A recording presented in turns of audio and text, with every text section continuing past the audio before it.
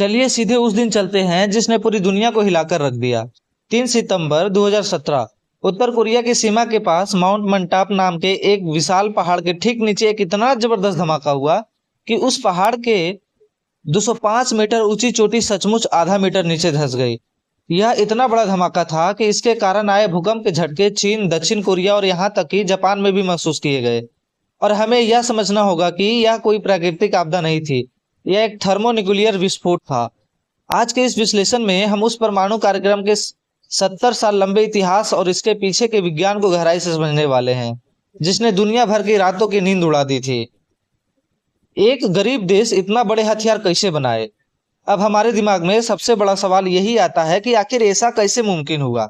एक तरफ उत्तर कोरिया है, एक ऐसा देश जिसकी अर्थव्यवस्था पूरी तरह चरमराई हुई है, जहां बुनियादी संसाधनों की भारी कमी है और जिस पर दुनिया के सबसे कड़े अंतर्राष्ट्रीय प्रतिबंध लगे हुए हैं। और दूसरी तरफ उनका यह अविश्वसनीय वैज्ञानिक कारनामा, यह सच में किसी सस्पेंस थ्रिलर फिल्म की कहानी जैसा लगता है। दुनिया के सबसे ताकतवर देश अपनी तमाम खुफिया एजेंसियों और ताकत के बावजूद इस छोटे से देश को दुनिया का सबसे विनाशकारी हथियार बनाने से रोक आखिर क्यों नहीं पाए? आइए इसके पीछे की पूरी कहानी को समझते हैं। 2017 माउंट मंटाप धमाका बनाम 1945 हिरोशिमा धमाका के समझते हैं। इन आंकड़ों को थोड़ा आम भाषा में समझते हैं ताकि हम खतरे के असली स्तर को अंदाजा हो सके। 1945 में जब हिरोशिमा पर बम गिराया गया था तो उसकी ताकत करीब 15 किलो टन थी। उसने जो तबाही मचाई वो दुनिया आज तक नहीं भूल पाई है। लेकिन 2017 में माउंट मंटाप के नीचे जो धमाका हुआ वो लगभग 250 किलो टन का था, मतलब हिरोशिमा से लगभग 15 गुना ज्यादा शक्तिशाली। एक पहाड़ को अंदर ही अंदर पिघला देने वाला यह धमाका इस बात का पक्का सबूत था कि अब बात सिर्फ पूरी धमकियों की नहीं रह गई थी। उत्तर कोरिया के पास एक ऐसा हथियार आ चुका था जो पलक झपकते ही पूरे के पूरे शहर को नक्शे से मिटा सकता था। इस पूरी कहानी की जड़ तक पहुंचने के लिए हमें थोड़ा पीछे 1950 के दशक में जाना होगा। कोरियाई युद्ध के दौरान अमेरिका ने उत्तर कोरिया पर परमाणु बम गिराने की चेतावनी दी थी। इस एक चेतावनी ने उत्तर कोरिया के तत्कालीन नेता किम इल सुंग के मन में हमेशा के लिए गहरा डर बैठा दिया। उन्हें लगने लगा कि बिना परमाणु बम के उनका देश कभी भी सुरक्षित नहीं रह सकता। इसी डर के कारण 1959 में उन्होंने सोवियत संघ के साथ एक छोटे रिसर्च रिएक्टर की डील की। लेकिन बात सिर्फ रिसर्च तक नहीं रुकनी थी। उन्होंने चालाकी से ब्रिटेन के एक डिक्लासिफाइड रिएक्टर कैल्डर हॉल के ब्लूप्रिंट्स निकाले, उन्हें समझा और 1986 में अपना खुद का 5 मेगावाट का रिएक्टर बनाकर चालू कर दिया। फिर 1988 आते आते अमेरिका खुफिया सैटेलाइट्स ने कुछ बहुत ही अजीब देखा। योंगबियोन नाम के जगह पर एक नई रहस्यमयी इमारत बन रही थी, जहां से पता चला यह एक रीप्रोसेसिंग फैसिलिटी थी। इसे थोड़ा सरल भाषा में समझे तो जब न्यूक्लियर रिएक्टर में यूरेनियम का इस्तेमाल होता है तो उसका एक बहुत छोटा सा हिस्सा रिएक्शन के बाद प्लूटोनियम में बदल जाता है। इस प्लूटोनियम को बाकी कचरे से अलग करने के लिए एक बेहद जटिल केमिकल प्रोसेस चाहिए होता है, जिसे रीप्रोसेसिंग कहते हैं। जब भी कोई देश ऐसी फैसिलिटी बनाता है तो उसका सिर्फ एक ही मकसद होता है, परमाणु बम बनाने के लिए हथियार ग्रेड प्लूटोनियम Pu-239 इकट्ठा करना। दुनिया को अब खतरे की घंटी साफ सुनाई देने लगी थी।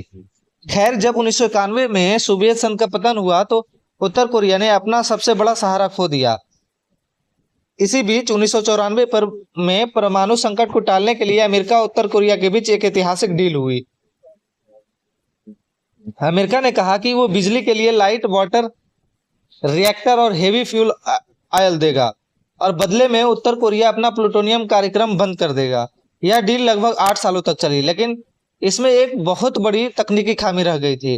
डील में प्लूटोनियम बनाने पर तो साफ पाबंदी थी, लेकिन यूरेनियम इनरिचमेंट का कहीं कोई जिक्र नहीं था और ठीक इसी लूपहोल का उत्तर कोरिया ने भरपूर फायदा उठाया। जब सामने के दरवाजे बंद हो तो लोग अक्सर पिछला दरवाजा ढूंढ ही लेते हैं और यही कहानी में एंट्री होती है पाकिस्तान के परमाणु वैज्ञानिक AQ खान की। खान ने तकनीक की तस्करी का एक पूरा अंतर्राष्ट्रीय ब्लैक मार्केट खड़ा किया हुआ था। 1990 के दशक में पाकिस्तान को अपनी सेना के लिए अच्छी मिसाइलों की सख्त जरूरत थी। उसने उत्तर कोरिया के पास बेहतरीन नोडोंग मिसाइलें मौजूद थी। तो डील यह हुई कि खान सैन्य विमानों के जरिए छुपकर उत्तर कोरिया को यूरेनियम इनरिचमेंट के लिए जरूरी सेंट्रीफ्यूज और उसकी तकनीक देंगे और बदले में उन्हें मिसाइल मिलेगी। हथियारों के बदले तकनीक का यह एक बेहद खतरनाक गुप्त व्यापार था। लेकिन कहते हैं ना, कोई भी बड़ा राज हमेशा के लिए नहीं छुप सकता।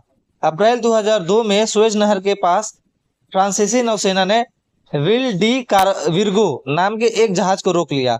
इस जहाज पर 200 टन एल्युमिनियम ट्यूब लदे हुए थे। कागजों पर तो लिखा था कि यह ट्यूब चीन जा रहे हैं, लेकिन जब जांच हुई तो पता चला ये ट्यूब्स खास तौर पर सेंट्रीफ्यूज बनाने के लिए ही डिजाइन किए गए थे और इनका इस असली खरीदार कोई और नहीं बल्कि उत्तर कोरिया था। इस एक खुलासे ने 1994 की डील को ताश के पत्तों की तरह बिखेर दिया।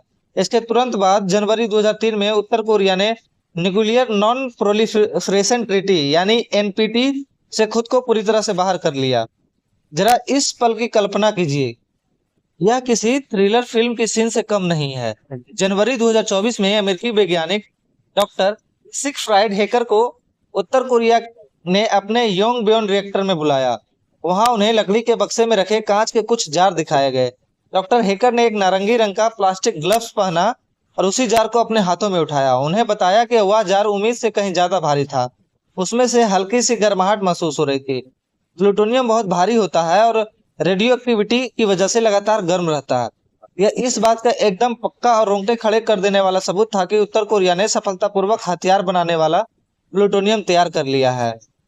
अब प्लूटोनियम हासिल कर लेना आधी जंग जीतने जैसा था, लेकिन उसका असल में बम बनाना एक बिल्कुल अलग और भयानक चुनौती है। इस जटिल विज्ञान को इम्प्लोजन डिजाइन कहते हैं। इसमें सबसे पहले उस प्लूटोनियम को एक बिल्कुल सटीक गोल आकार में ढालना होता है। फिर उसके कोर के चारों ओर पारंपरिक विस्फोट को क्या एक गोलाकार कवच यानी लेंस बनाया जाता है। अब असली चुनौती यह है कि इन सभी विस्फोटकों को बिल्कुल एक ही माइक्रोसेकंड में एक साथ फटना होता है। अब टाइमिंग में 1 मिलीसेकंड की भी चूक हुई ना तो कोर सही से सिकुड़ेगा नहीं और बस एक छोटे धमाके के साथ फुस हो जाएगा। इसी सटीक टाइमिंग और इम्प्लोजन तकनीक को साधने में उन्हें कई साल लग गए और फिर आया 9 अक्टूबर 2006 का दिन, जब उत्तर कोरिया ने अपना पहला परमाणु परीक्षण किया। सिस्मोग्राफ के डेटा के अनुसार यह धमाका सिर्फ 1 किलोटन का था। अगर हम वैज्ञानिकों की भाषा में बात करें तो यह एक आंशिक विफलता थी जिसे फिजल कहते हैं, क्योंकि विस्फोटकों की टाइमिंग पूरी तरह सटीक नहीं रही होगी। लेकिन अगर हम भू राजनीतिक नजरिए से देखें तो यह एक बहुत बड़ी जीत थी। चेन रिएक्शन सफलतापूर्वक हुआ था। धमाका भले ही 1 किलोटन का था, लेकिन उत्तर कोरिया अब आधिकारिक तौर पर दुनिया के नक्शे पर एक परमाणु शक्ति बन चुका था। लेकिन एक बात हमें समझनी होगी कि बम का तब तक कोई खास फायदा नहीं है जब तक उसे दुश्मन के घर तक पहुंचाने का कोई जरिया ना हो। और यहीं से उत्तर कोरिया की मिसाइल तकनीक ने एक लंबी छलांग लगाई।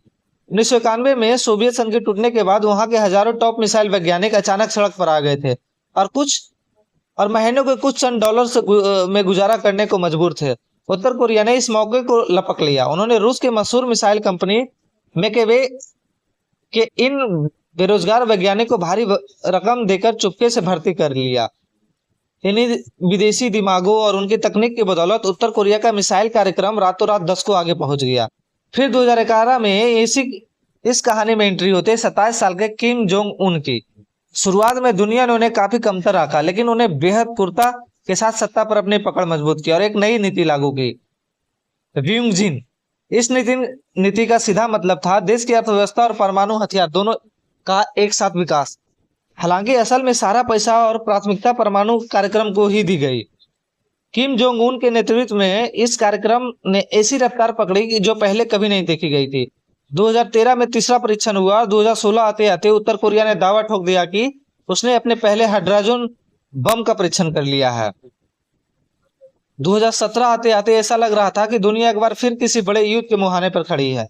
अमेरिका के तत्कालीन राष्ट्रपति डोनाल्ड ट्रंप ने जनवरी में 2017 में ट्वीट करके साफ कहा, उत्तर कोरिया कभी भी अमेरिका तक पहुंचने वाली मिसाइल नहीं बना पाएगा। लेकिन उत्तर कोरिया ने इसका जवाब अमेरिका के स्वतंत्रता दिवस पर ही अपनी पहली इंटरकॉन्टिनेंटल बैलिस्टिक मिसाइल ICBM का परीक्षण करके दिखा दिया। हालात इतने बिगड़ गए कि उत्तर कोरिया की मिसाइलें जापान के ऊपर से उड़ने लगी। दोनों तरफ से आग और क्रोध जैसी धमकियां दी जाने लगी और पूरी दुनिया सचमुच अपनी सांसें रोके या सब देख रही थी। और इस भारी तनाव के बीच 3 सितंबर 2017 का वो भयानक धमाका जिसका जिक्र हमने बिल्कुल शुरुआत में किया था, 250 किलो टन का वो विस्फोट, दरअसल यह एक असली हाइड्रोजन बम था जिसे 2 स्टेज थर्मोन्यूक्लियर वेपन कहते हैं। यह काम कैसे करता है इसे समझते हैं। इसके पहले चरण स्टेज 1 में एक साधारण परमाणु फटता है जिसे प्राइमरी फ्यूजन बम कहते हैं। उससे जो अकल्पनीय गर्मी और दबाव पैदा होता है वो दूसरे चरण स्टेज 2 को चालू कर देता है, जहां गर्मी और दबाव से हाइड्रोजन के परमाणु आपस में जुड़ने लगते हैं, जिसे हाइड्रोजन फ्यूजन कहते हैं। अब बिल्कुल वही प्रक्रिया है जिससे हमारे सूर्य को उसकी असीम ऊर्जा मिलती है, और इसी वजह से यह बम एक साधारण परमाणु बम से सैकड़ों गुना ज्यादा विनाशकारी होता है। बम तो तैयार था, अब बारी थी उसकी पहुंच साबित करने की, और यह आखिरी पड़ाव भी नवंबर 2017 में पूरा कर लिया गया। अगर हम इन मिसाइलों की बढ़ती रेंज पर नजर डालें तो प्रगति सच में चौंकाने वाली है। हासोंग 12 से शुरुआत हुई, फिर ह्यूसोंग 14 और अंत में ह्यूसोंग 15। ह्यूसोंग 15 को अंतरिक्ष में 4500 किलोमीटर की ऊंचाई तक दागा गया। विशेषज्ञों का मानना है कि अगर इसे एक सीधी दिशा में दागा जाए तो इसकी रेंज 13,000 किलोमीटर से ज्यादा होगी। इसका सीधा मतलब यह था कि यह वॉशिंगटन, न्यूयॉर्क समेत पूरा का पूरा अमेरिका उत्तर कोरिया के मिसाइलों के निशाने पर आ चुका था। आखिर दुनिया क्यों विफल रही?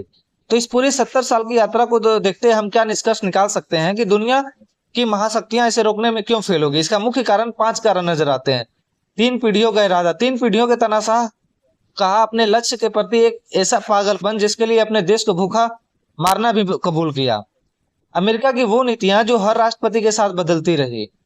खान नेटवर्क और चीन, AQ खान जैसे लोगों का लालच जिन्होंने यह तकनीक ब्लैक मार्केट में बेची, और चीन की वो दोहरा नीति जहां प्रतिबंधों पर साइन तो करता है लेकिन उत्तरी कोरिया को आर्थिक रूप से मरने भी नहीं देता। फिर आता है न्यूक्लियर विज्ञान की जानकारी का दुनिया में कहीं ना कहीं उपलब्ध होना। अब 5वां इतिहास से सीख लेना। दरअसल उत्तर कोरिया के नेतृत्व ने इतिहास में एक बहुत गहरा सबक लिया।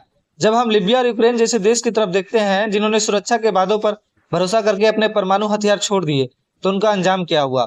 उनके शासन का पतन हो गया, उन पर बाहरी हमले हुए। इसका एकदम उल्टा उत्तर कोरिया ने दुनिया भर के प्रतिबंध सहे, गरीबी सही, लेकिन अपने परमाणु कार्यक्रम को सीने से लगाए रखा, और नतीजा आज उनका शासन पूरी तरह सुरक्षित है। उनके लिए परमाणु हथियार केवल एक विज्ञान की चमत्कार नहीं, बल्कि यह उनके वजूद को बचाए रखने की इकलौती और सबसे मजबूत ढाल है। इसलिए आज के इस विश्लेषण का अंत हम एक ऐसे सवाल के साथ करते हैं जो शायद सबसे ज्यादा चुभने वाला है। क्या उत्तर कोरिया कभी भी अपनी मर्जी से अपना परमाणु हथियार छोड़ेगा? जरा सोचिए, 70 साल का संघर्ष, लाखों लोगों की कुर्बानियां, कड़े प्रतिबंध और 3 पीढ़ियों के जुनून के बाद उन्होंने जो यह परम सुरक्षा कवच हासिल किया है, क्या कोई भी शासक इसे आसानी से छोड़ना चाहेगा? आज हमने जो कुछ भी देखा है वो एक बहुत ही स्पष्ट तस्वीर पेश करता है। उत्तर कोरिया का यह परमाणु शस्त्रागार कोई बीता हुआ कल नहीं है, बल्कि यह वैश्विक सुरक्षा के